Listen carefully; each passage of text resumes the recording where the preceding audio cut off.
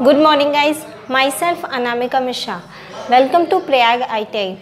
हम लोग basic electrical engineering start किए थे, बेसिक इलेक्ट्रिकल पढ़ रहे थे और बेसिक इलेक्ट्रिकल में हम लोग सबसे पहले आर पढ़ते हैं यानी कि रेजिस्टेंस, फिर इंडक्टेंस और फिर कैपेसिटेंस। ठीक है, तो रेजिस्टेंस हम पढ़ चुके थे, थोड़ा सा हम उसको रिवीजन कर लेते हैं और आज हम स्टार्ट करेंगे कैपेसिटर या फिर कैपेसिटेंस। जो हमारा रेजिस्टेंस होता है, मैंने आपको बताया था कि उसका साइन कैसा होता है, कुछ इस टाइप का होता है।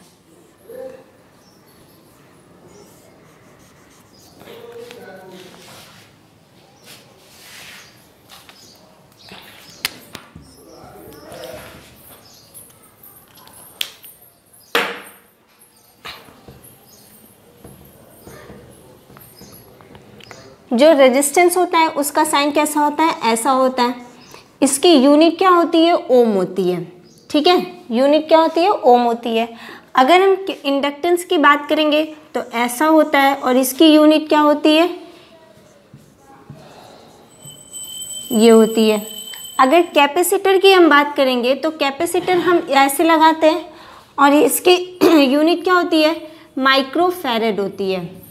ठीक है, यहाँ पे हम 3 आर पढ़ते हैं। ये क्या है, हमारा आर है, और ये क्या है, हमारा एल है, और ये क्या है, हमारा सी है।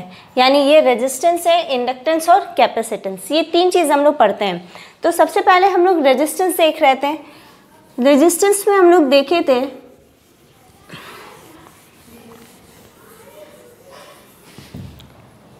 ओम्स लॉ, ओम्स लॉ जो हम बोल रहे थे, V इक्वल टू होता है I into R. V equal to होता है I इंटू आर। आर क्या है, हमारा रेजिस्टेंस, I क्या है, हमारा करंट, और V क्या है, हमारा वोल्टेज है। फिर हम लोग पढ़ते हैं law of resistance, law of resistance, जिसमें R प्रोपोर्शनल टू क्या होता है, L होता है। R प्रोपोर्शनल टू रो होता है, R inversely proportional to 1/A होता है, और R प्रोपोर्शनल टू T होता है। ठीक है, T क्या है, हमारा टेम्परेचर है। ये L क्या है, हमारा लेंथ है। यहाँ पे हम लिख सकते हैं L क्या है, लेंथ, किसमें, इन मीटर में। रो क्या है, हमारा स्पेसिफिक रेजिस्टेंस, स्पेसिफिक रेजिस्टेंस। और इसी को, स्पेसिफिक रेजिस्टेंस को और क्या कहते हैं, रेजिस्टिविटी भी कहते हैं। क्या कहते हैं, रेजिस्टिविटी, रेजिस्टिविटी। ए क्या है, हमारा क्रॉस सेक्शनल एरिया,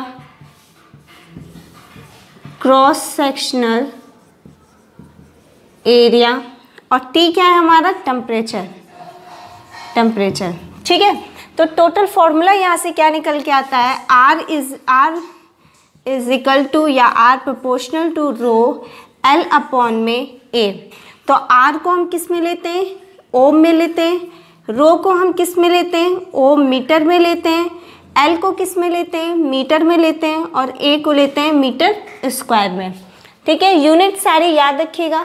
अगर न्यूमेरिकल देगा तो आपको, अगर मान लीजिए ए, अक्सर ए को ही चेंज करता है, मिलीमीटर में देता है, सेंटीमीटर में देता है, तो उसको कन्वर्ट करके हम मीटर स्क्वायर में ले आते हैं, तब हम इस फॉर्मूले पे रख करके क्वेश्चन को सॉल्व करते हैं। ठीक है, यूनिट जो होती है वो सेम होनी चाहिए। अब देखिए, यहाँ से रेजिस्टेंस का अपोजिट क्या होता है, कंडक्टेंस।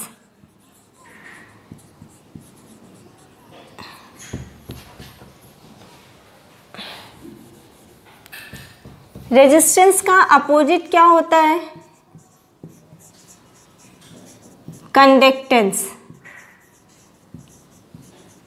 कंडक्टेंस। इसको प्रदर्शित किससे करते हैं, G से प्रदर्शित करते हैं।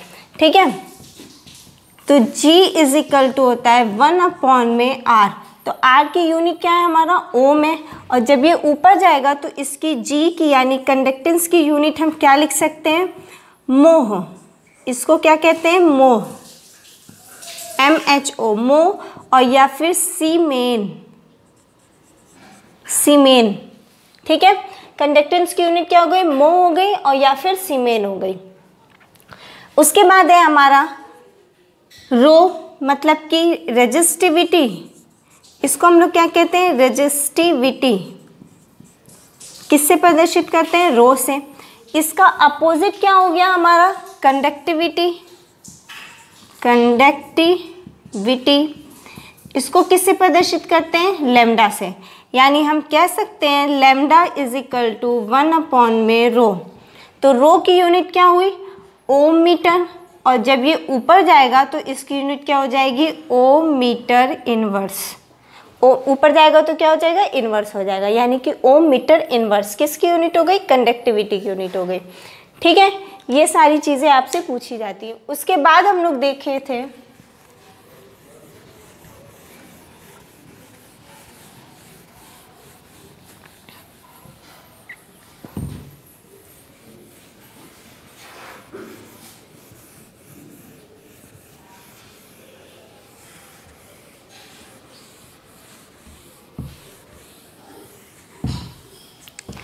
फिर हम लोग आते हैं सीरीज कनेक्शन पर।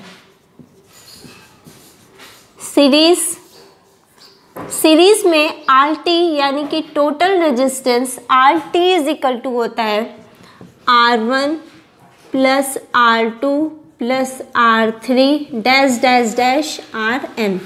अगर पैरेलल की बात करेंगे, पैरेलल की यानी 1/RT इज इक्वल टू क्या होता है, 1 में R1 प्लस 1 में R2 प्लस 1 में R3 डैश डैश डैश 1 में RN। ठीक है, यानी कि ये सीरीज का फॉर्मूला हो गया और ये पैरेलल का फॉर्मूला हो गया। इसके बाद हम लोग पढ़े थे कि अगर मान लीजिए कोई भी कंडक्टर है, अगर हम कहें कि इस कंडक्टर को खींचकर हमने 4 गुना तक बढ़ा दिया है तो नए रेजिस्टेंस का मान बताइए। तो उसका फॉर्मूला क्या होता है, आर न्यू, यानी कि new resistance is equal to N square into R। ये बहुत इंपॉर्टेंट फॉर्मूला है। यहाँ से ऐसे क्वेश्चन बनता है कि हमारे पास 10 ओम का एक कंडक्टर था जिसको हमने खींच करके 2 गुना तक बढ़ा दिया है, तो नए रेजिस्टेंस का मान बताइए। तो कितने का था, 10 ओम का था, और कितने गुना बढ़ाया है, 2 गुना बढ़ाया है, यानी कि 2 2 ज़ा 4 और 10 में मल्टीप्लाई कर दीजिए तो कितना हो जाएगा आंसर, 40 ओम।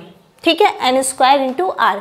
तो ये क्या आया हमारा, R न्यू आया, यानी कि उस कंडक्टर का नया रेजिस्टेंस आ गया। जैसे क्वेश्चन देखिए, मान लीजिए एक कंडक्टर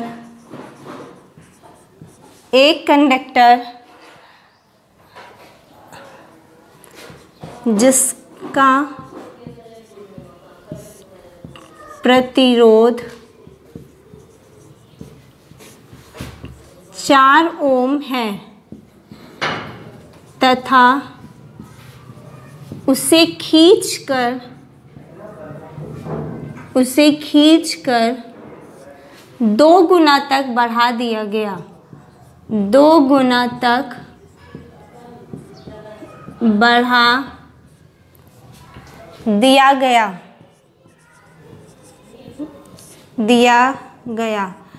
तो कंडक्टर का नया प्रतिरोध बताइए, नया प्रतिरोध बताइए। ठीक है, ये क्वेश्चन आपसे पूछा गया। तो आप क्या फॉर्मूला रखेंगे, R new is equal to N square into R old. तो आर न्यू हमें निकालना ही है, R new is equal to N square, मतलब कि कितना गुना तक बढ़ाया गया है, कितना गुना बढ़ाया गया है, 2 गुना बढ़ाया गया है। तो 2 का square whole square into R old कितना है हमारा, 4 है। तो R new is equal to कितना हो जाएगा, 2 2 ज़ा 4 और इंटू 4। तो R new is equal to 16 ohm. कितना हो गया, 16 ओम, मतलब उस कंडक्टर का न्यू रेजिस्टेंस कितना आया, 16 ओम आया। ठीक है, ये क्वेश्चन हमेशा आता है। फिर आपको मैंने फॉर्मूला बताया था टेम्परेचर कोफिशिएंट का फॉर्मूला। टेम्परेचर कोफिशिएंट का 3 फॉर्मूले थे। एक था RT is equal to R0 1 plus alpha not T, RT is equal to R0 1 plus alpha not T. Alpha क्या है यहाँ पे? टेम्परेचर कोफिशिएंट है। ये 0 डिग्री सेल्सियस पर रेजिस्टेंस है, ये T डिग्री सेल्सियस पर रेजिस्टेंस है। ठीक है, एक फॉर्मूला था हमारा RT1 अपॉन में RT2 is equal to R0 1 plus alpha not T. 1 कर लीजिए, इसको भी 1 कर सकते हैं। R01 R02 अपॉन में 1 प्लस अल्फा नॉट T2।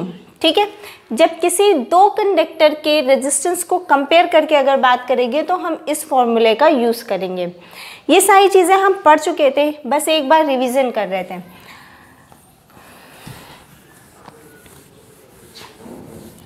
आज का हमारा टॉपिक है कैपेसिटर।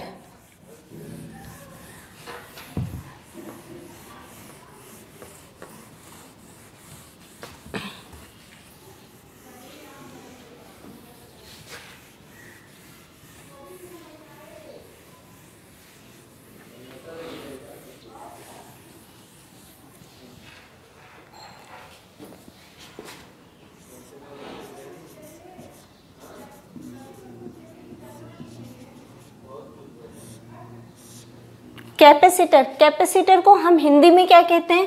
संधारित्र।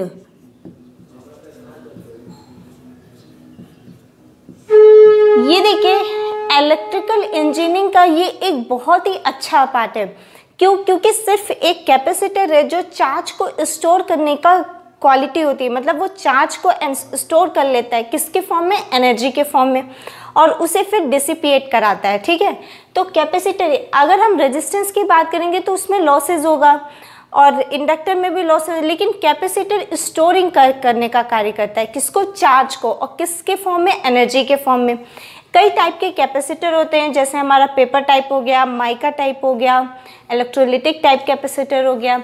मेन कैपेसिटर दो टाइप के होते हैं, एक फिक्स्ड टाइप का होता है और एक वेरिएबल टाइप का होता है। ठीक है, ये सब कुछ हम लोग बाद में पढ़ेंगे, मैंने बस ऐसे इंट्रोडक्शन के तौर पे आपको बता दिया है। इसके नेक्स्ट क्लास में हम लोग देखेंगे कि फिक्स टाइप कैपेसिटर में कौन सा आता है, electrolytic type capacitor variable type में कौन सा आता है, और पेपर टाइप, माइका टाइप, ये सब कैपेसिटर की मतलब क्यों इनको इस टाइप से बोला जाता है। ठीक है, ये सारी चीज़ें हम लोग बाद में देखेंगे। आज हम लोग कैपेसिटर का सीरीज और पैरेलल कनेक्शन देखते हैं। तो सबसे पहले सीरीज कनेक्शन, सीरीज कनेक्शन यहाँ पे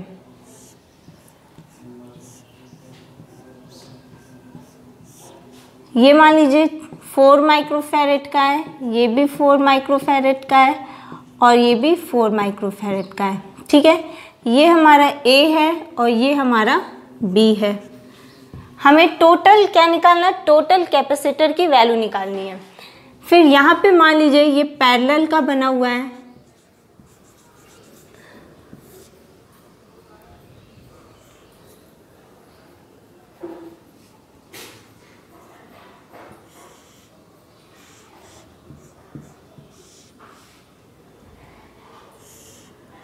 आप रेजिस्टेंस पढ़ चुके हैं तो आपको कैपेसिटर को सीरीज और पैरेलल में निकालना आता ही होगा कि कौन सा सीरीज में कौन सा पैरेलल में जुड़ा हुआ है।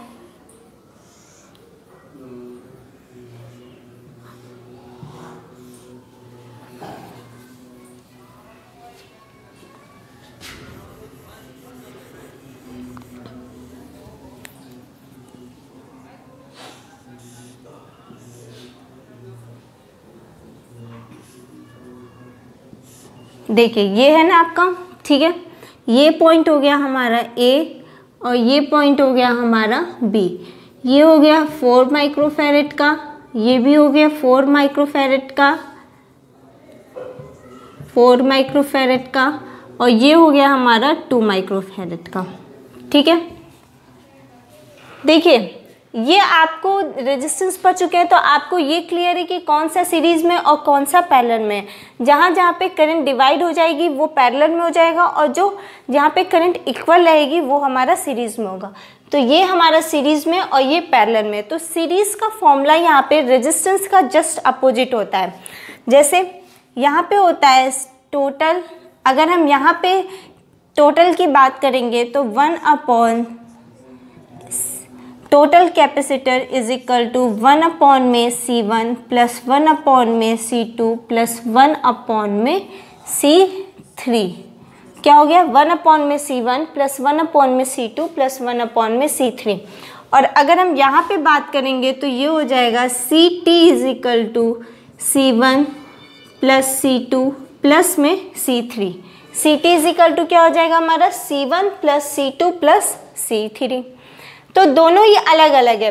अब देखिए यहाँ पर 1 अपॉन में CT is equal to 1 upon में C1 की वैल्यू कितनी है? 4 प्लस 1 अपॉन में 4 और प्लस 1 अपॉन में 4। एलसीएम लेंगे हम यहाँ पे, क्या आ जाएगा? 3 अपॉन में 4। अगर CT की वैल्यू हम देखेंगे तो क्या आएगा? 4 अपॉन में 3 माइक्रोफैरेड।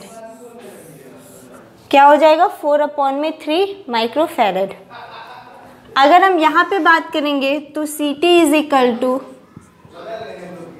4 प्लस 4 प्लस 4, तो CT इज इक्वल टू कितना हो जाएगा? 12 माइक्रोफैरेड। कितना हो जाएगा?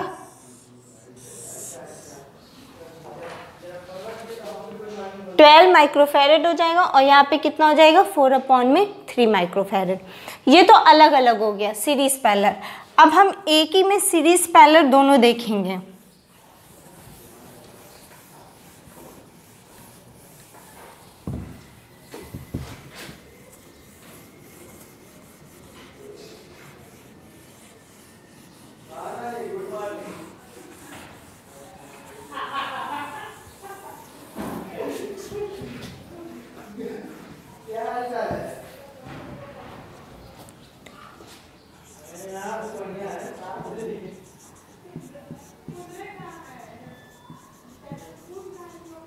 Series parallel connection.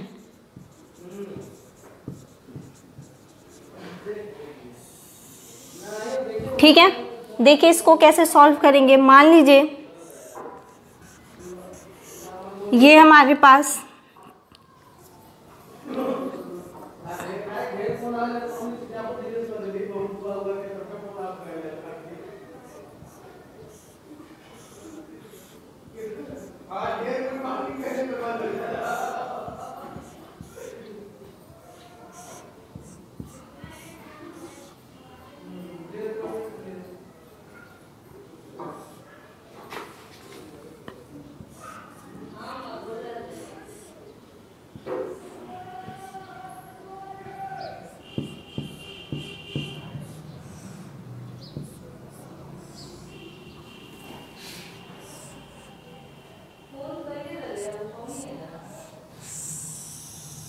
देखिए ये हमारे पास एक सर्किट है, इसमें ये 2 ओम का लगा 2 माइक्रोफैरेड का है, ये भी 2 माइक्रोफैरेड का है, ये 4 माइक्रोफैरेड का है, ये भी 4 माइक्रोफैरेड का है, ये 10 माइक्रोफैरेड का है, ये 5 माइक्रोफैरेड का है और फिर से ये 10 माइक्रोफैरेड का है। ठीक है, उसके बाद ये 7 माइक्रोफैरेड का है, ये भी 7 माइक्रोफैरेड का है, ये 20 माइक्रोफैरेड का है। टोटल आपको बताना है, तो आप किस तरह से सॉल्व करेंगे? ये तीनों आपको दिख रहे हैं पैरेलल में और ये आपस में दिख रहे हैं आपको सीरीज में। ठीक है, तो सबसे पहले हम अगर इधर से शुरू करें और इन दोनों को करें, तो अगर हम इसको करते हैं तो ये किस में दिख रहा है आपको? पैरेलल में, यानी कि 1/2 प्लस 1/2। तो क्या हो जाएगा? ये 2/2, ये कितना आ जाएगा? 1 माइक्रोफैरेड। और अगर हम इसको सॉल्व करेंगे तो ये है किस में? सीरीज में। फॉर्मूला क्या होता है? 1/C plus 1/C2। तो कितना आ जाएगा? 2/7, मतलब हम कह सकते हैं 7/2 कह सकते हैं। और ये भी किस में? उसी तरह सीरीज में ही है, तो इसको भी किस में जोड़ना है? सीरीज में ही जोड़ना है, मतलब कि 1/20। तो यहाँ पे अगर हम एलसीएम लेंगे 2 और 20 का, तो ये कितना हो जाएगा? 10, और ये कितना हो जाएगा? 5, और ये हो जाएगा 5। ठीक है, तो ये हो जाएगा हमारा 20। तो ये कितना आएगा 10 आएगा, और 10 में 7 का मल्टीप्लाई करेंगे कितना आएगा 70 + 1। इतना क्लियर है। अब देखिए यहाँ से क्या आया 71/20, और ये जब ऊपर जाएगा तो क्या हो जाएगा हमारा 20/71, 20/71 माइक्रोफैरेड। क्या हो जाएगा 20/71 माइक्रोफैरेड। इसके बाद देखिए ये सॉल्व हो गया, ये सॉल्व हो गया, हमारे पास बचा क्या है, सिर्फ इतना बचा है। कैसे, यहाँ पे बचा है कितने का 1 माइक्रोफैरेड का, और ये आपका बना हुआ है वैसे का वैसे ही अभी ऐसे, और यहाँ पर एक आया है कितना हमारा 20/71 माइक्रोफैरेड का। ठीक है,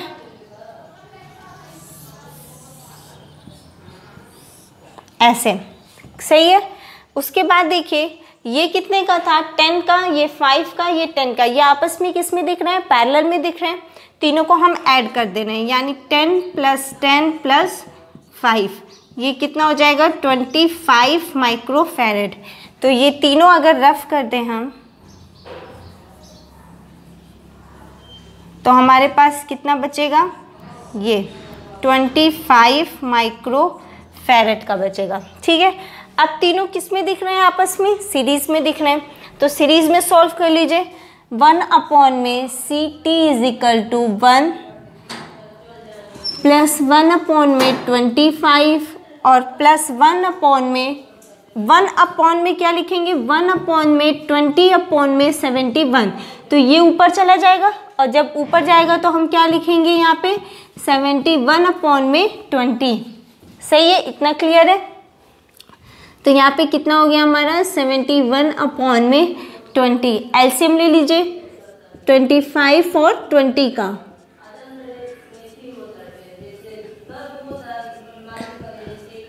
और ये हो जाएगा 4। तो ये 5 4 जा 20, और 20 × 5 कितना हो जाएगा 100।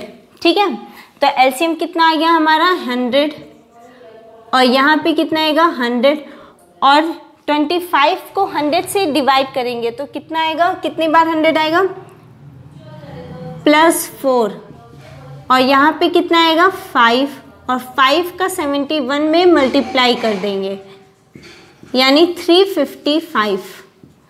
अब ऐड कर दीजिए सबको, 355 और 100 455, और 455 मतलब कि 459/100। सही है, कितना आया 459/100। डिवाइड करेंगे आप तो टोटल 1/CT = कितना आया है 459/100। और अगर हम CT की वैल्यू यहाँ से दिखेंगे तो CT = हो जाएगा 100/459 माइक्रोफैरेड। ऐसे वैसे इतनी लंबी कैलकुलेशन आपके एग्ज़ाम में आती नहीं है, एग्ज़ाम में छोटे छोटे दिए रहते हैं 2 4 6 इस तरह से, जो आपस में कटते जाते हैं। आज के लिए इतना ही, नेक्स्ट वीडियो में हम इसके आगे कंटिन्यू करेंगे। Thank you.